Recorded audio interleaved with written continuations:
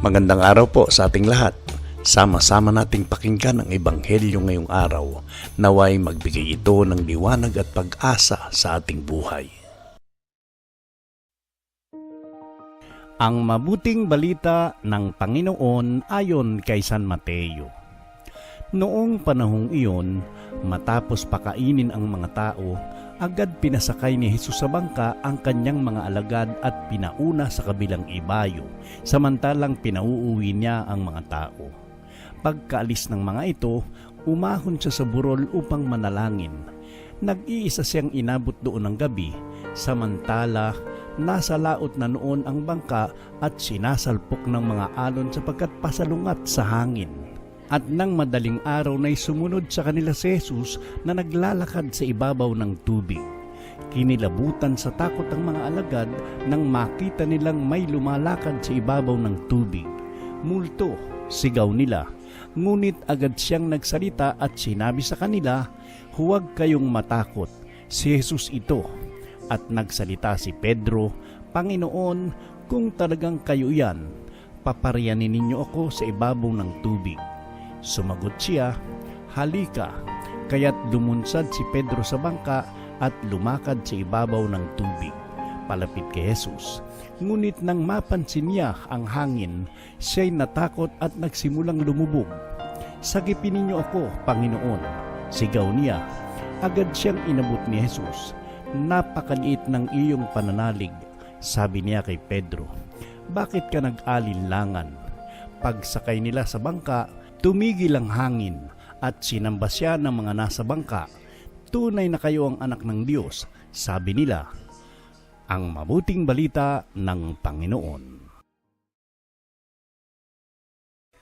Mapagpalang araw ng linggo po sa ating lahat.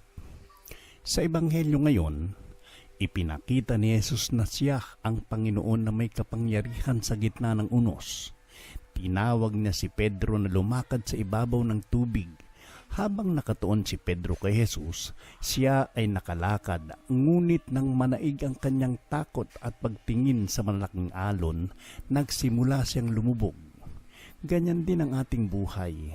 May mga pagsubok, problema at pangamba na tila mga alon na gustong magpabagsak sa atin.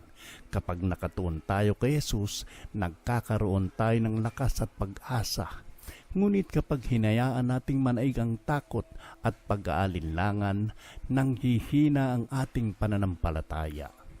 Inaanyayahan tayo ng Panginoon na huwag matakot, kahit tayo ay madapa o tila lumulubog sa mga suliranin, handa niyang iunat ang kanyang kamay upang tayo'y ibangon.